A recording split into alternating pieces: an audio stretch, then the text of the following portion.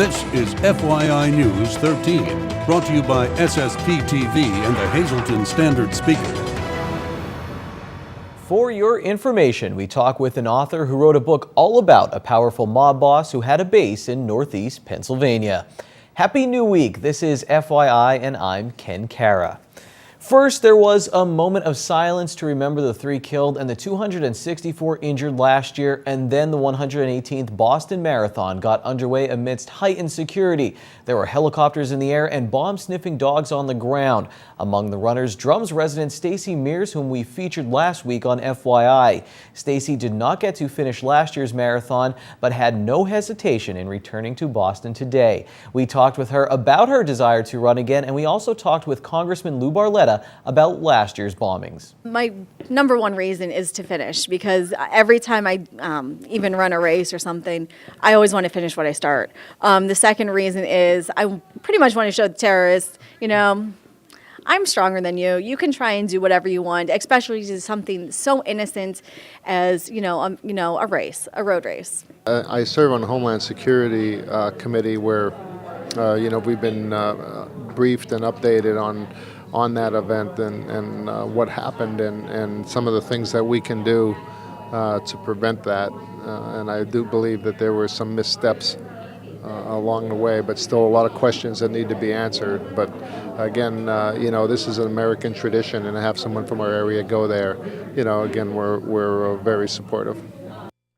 Best wishes to Stacy and all the runners and everyone who came out to show their support for Boston. You can see the entire interview with Stacy on FYI News 13's Facebook page. Now to headlines from FYI News 13 and the Hazleton Standard Speaker. Managers from Eagle Rock Resort in Butler Township took the Cold Water Challenge on Friday. They joined members of the Capus family who made the plunge in support of the San Filippo Foundation. The Capus' grandsons, Ryan and Braden, are battling San Filippo syndrome, a genetic disorder. Our own Janine Mazurkevich took the plunge on Thursday. A total of $300 was raised. And many came out to show their support for a couple who lost their home and their business in a terrible fire last month.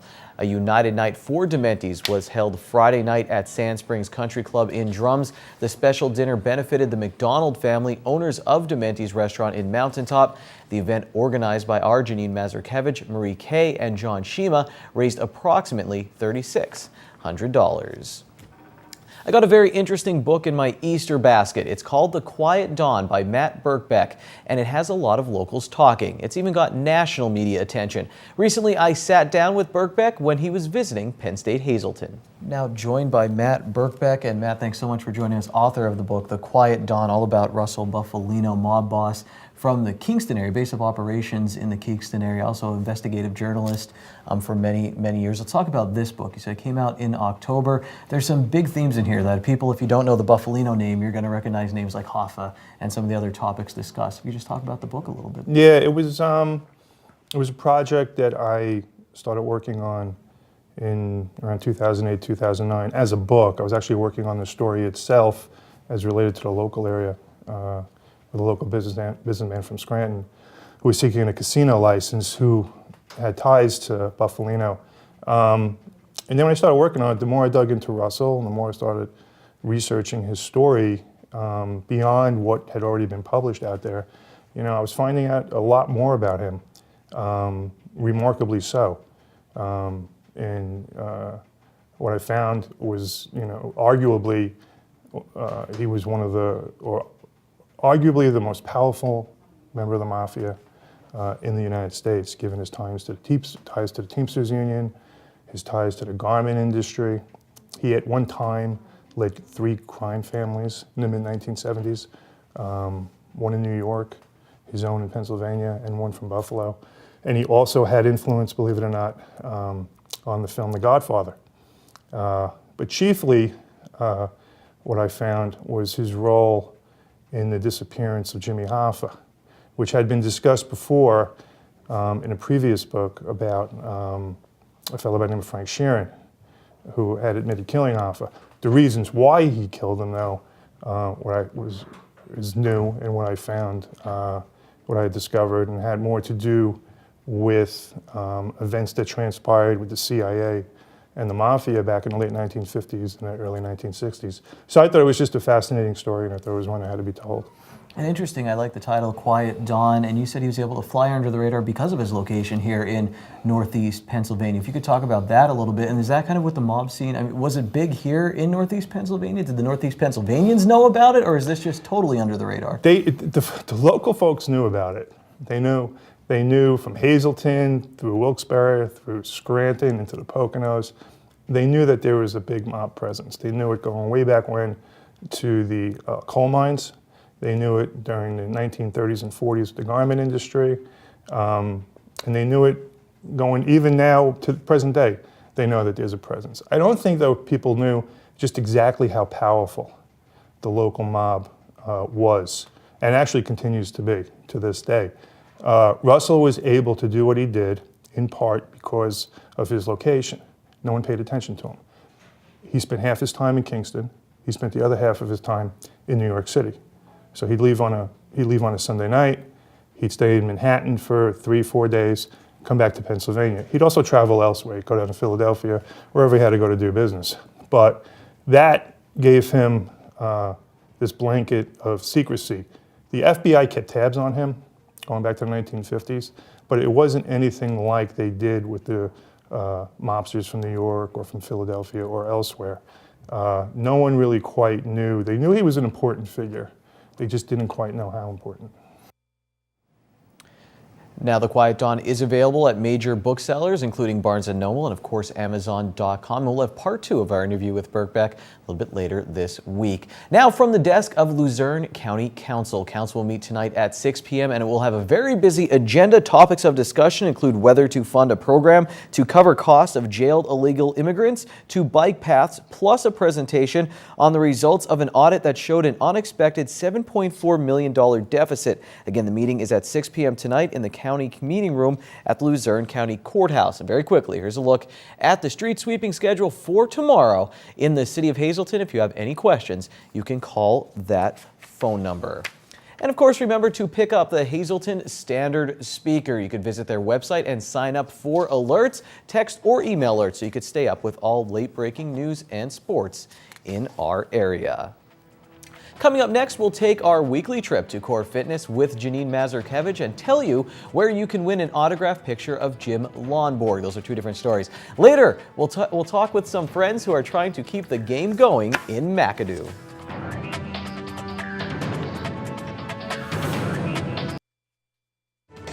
This is FYI News 13, brought to you by SSPTV and the Hazleton Standard Speaker. Well, it's Monday and we're back here at Core Fitness to talk about getting you in shape and, more importantly, healthy, right? Right.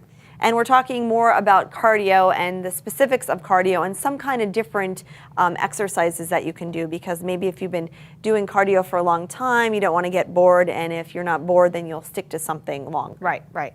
So we had spoken before that a minimum of about 200 minutes of cardio a week is very important to your health.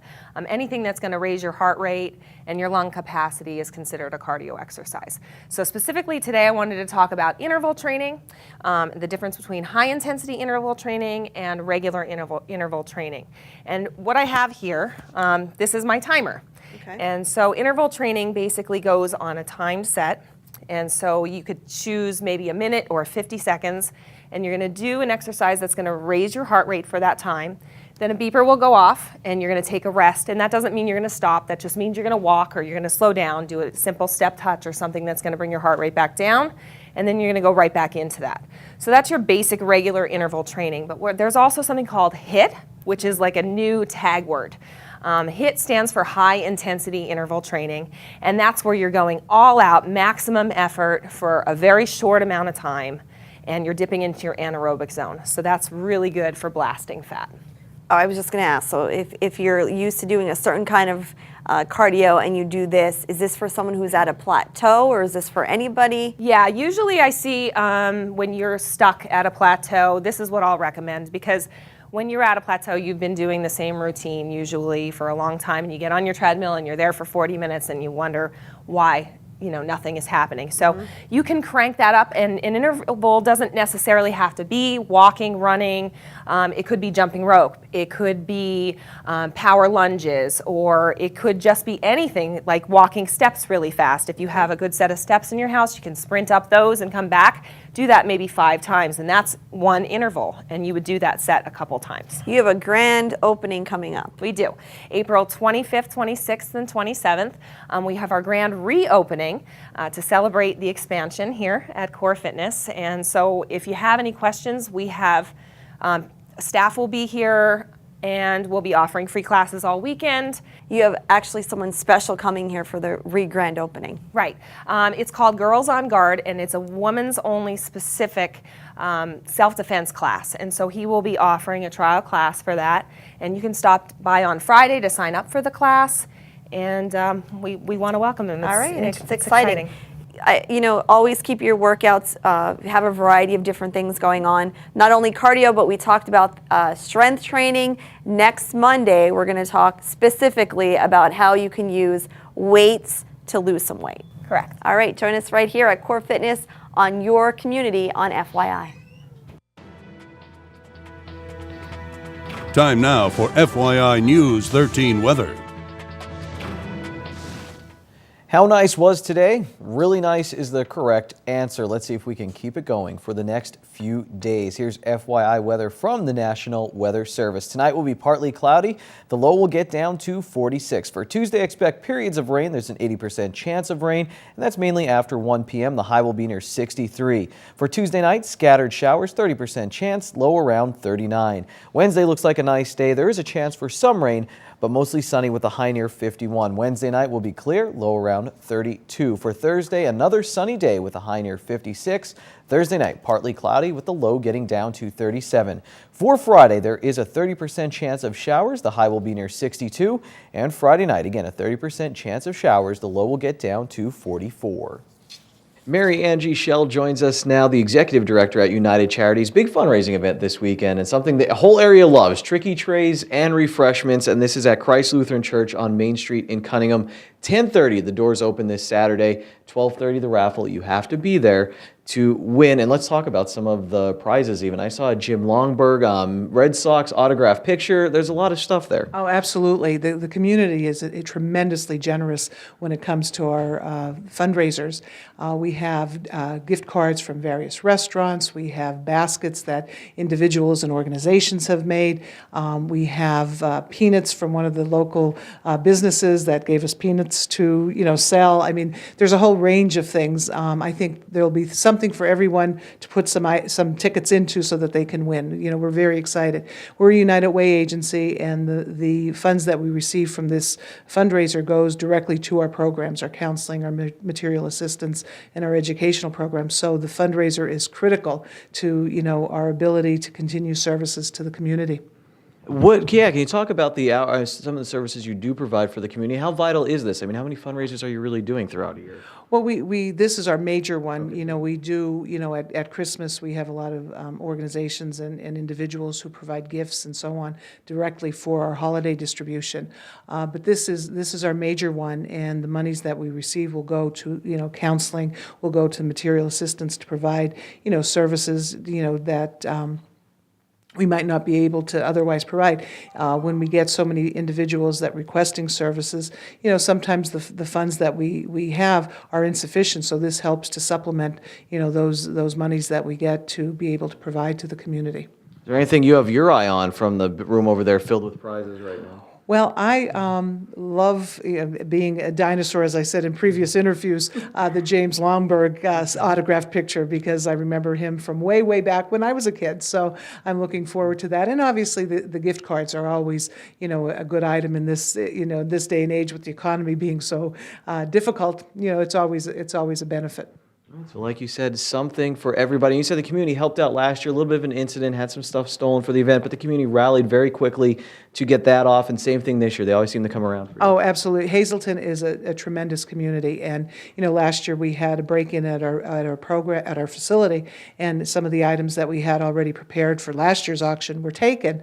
So we were like, oh my goodness, do we have to cancel? But the community came through, and we were very grateful, and it went off. And again, we were able to put the money towards our daily programming. All right, so it's this Saturday at Christ Lutheran Church, Main Street in Cunningham. Doors open at 10:30, raffle at 12:30. Now, also this Saturday, the Pennsylvania State Police will accept unwanted or expired and unused prescription drugs as part of the National Prescription Take-Back Day. From 10 a.m. until 2 p.m., unwanted prescription medications may be dropped off at select state police barracks. Visit psp.state.pa.us and click on Public Services link on the left navigation menu to find a drop-off location near you. And again, for more community information, you can go to our Facebook page or ssptv.com. Now to the midday winning lottery numbers. The daily numbers 688, the big 4, 8193, Quinto 08483, and Treasure Hunt 1, 2, 7, 10, 25. When FYI comes back, we'll talk about sports.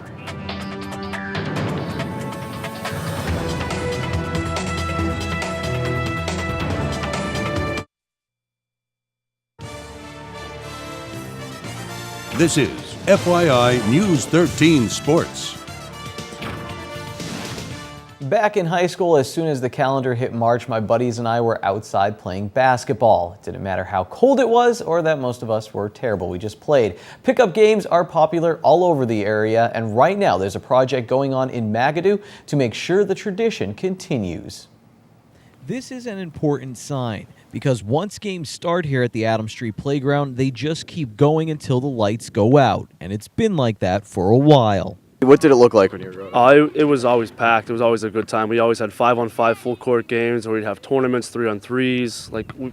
Always a good time. Everybody was always here. We always come here to play. People from other towns would come and play, like people from Hazelton or Weatherly or anywhere. They would all come and play. Now that Andy Polak and his friends are all grown up, they've noticed some things have changed. Well, in the recent years, I mean, I wasn't coming here, but it started getting all trashed up, and nobody was coming here anymore because all the nets, they were getting ripped off, and basketballs were getting stolen, so everybody just stopped coming here. So Polak and some of his friends decided to do something about it. With the help of some of the kids, they started cleaning up the playground, and they are planning on organizing a summer basketball league this year. They also started fundraising to get some new equipment for the playground and to help plant some grass. I was always a little bit older than everybody else, so I was always kind of the responsible adult.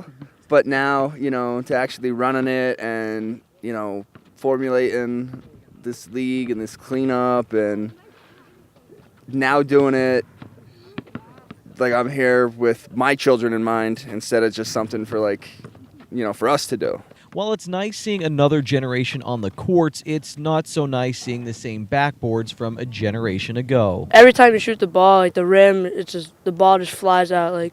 The backboards are shaking, that backboard's falling apart. These rims, they're bad. If you would like to help ensure that another generation gets to fully enjoy the Adams Street Playground, visit the website on your screen.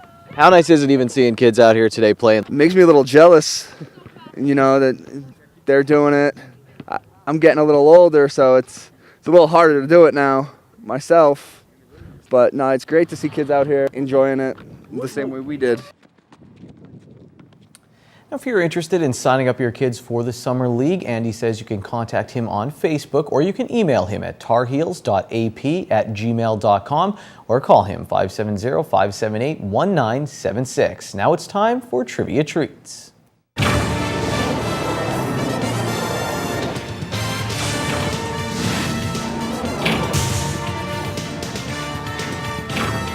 Easter Monday is almost over. Hi, everybody. This is Trivia Treats after a great holiday weekend. Shoeless Joe Jackson's game-used bat from his 1911 rookie season brought cheers and applause from the assembled audience at the Fletcher Sinclair Mansion in Manhattan last month when it sold for $956,000 to set a Heritage Auctions house record for sports collectibles. And it wasn't even signed. and neither is this one. But it's not Shoeless Joe's. But it's a Charlie Gehringer bat from 1936 that I found buried in a coal bin many years ago, and it's not game used. But to me, it's still a neat piece. At the same time, at that same auction, the boxing gloves that Muhammad Ali, then known as Cassius Clay, wore as he faced Sonny Liston in the ring on February 25, 1964. After that fight, Clay claimed his first heavyweight championship 50 years ago. Those gloves sold for $836,000. The 1923 New York Yankees World Championship watch that was presented to Babe Ruth, one of the most iconic American athletes of all time, the centerpiece of that auction, went for $717,000. Also of significant interest was the barrel of the baseball bat thrown at Mike Piazzi by Roger the Rocket Clemens on October 22, 2000, which sold for $47,000, almost 5 times its $10,000 pre-auction estimate. That was the World Series game when Piazzi's bat shattered and part of it almost hit Clemens. He picked up and threw it back at Piazzi and almost hit his feet. A 1931 Lou Gehrig United States passport signed 3 times sold for $262,000. A 1910 Ty Cobb Black Swamp card went for $149,000, and a Miracle on Ice game-worn 1980 USA Olympic hockey jersey sold for $119,000. Mother of God, I say that's unbelievable. My wife says they're all nuts. But just in case some of you want a neat piece of nostalgia, but don't want to spend that kind of money, the Hazelton Historical Society is selling the neon letters individually that lit up on both sides of the famous Naughty Pines outside sign for $50 a piece. There was 22 letters on that sign. Have a good week. Till Friday, stay loose. Mondays can be rough, but you can end them on a high note. Seafood night at Bottlenecks. Choose from crab, clam, shrimp, and lobster specials, such as their little neck clams in garlic butter, only $1.95 a dozen, or handmade crab cake platter for only $8.95. Good evening, everyone, and here's tonight's Talk of the Town. The Hazelton Art League will be presenting a new exhibit featuring the work of Japanese photographer Taka Kabayashi. The opening reception will be held Saturday, April 26th from 5 to 7 p.m. This event is from April 18th until May 11th, and for more information, you can call 570-817-1075. One more announcement tonight. The Roast Chicken Dinner, Sons of the American Legion, Mountain Post 781, will be held Sunday, May 4th. Only takeout is available, and it's just $8. You get a chicken, potato, roll, and dessert. Call 570-474-2161 for more information. That's tonight's Talk of the Town. News 13 extends our deepest sympathies to the family and friends of these recently departed. Mary Lavigna of Hazelton. Funeral will be Wednesday, 10 a.m. from the Boyle Funeral Home. Friends might call Tuesday from 7 to 9 p.m. and Wednesday from 9 to 10 a.m. Nicholas Carl Mondero of Weatherly. Mass will be held Wednesday at 10 a.m. from the Our Lady of Lourdes Roman Catholic Church. Visitation will be Wednesday from 9 a.m. until the time of service. Michael J. Harshack Jr. of Drums. Funeral arrangements are under the direction of the John J. Pustai Funeral Home. And Helen Rhodes of Hazelton. Funeral will be held Wednesday, 10 a.m. from the Hazel Chapel of the Crawford Hughes Funeral Home. Viewing will be held Tuesday from 7 to 9 p.m. and on Wednesday before the service. Tonight's obituaries have been brought to you by the Smilax Floral Shop on 15th Street in Hazelton. Free delivery to all local funeral homes. Call Smilax for all of your special events at 570-454-0111.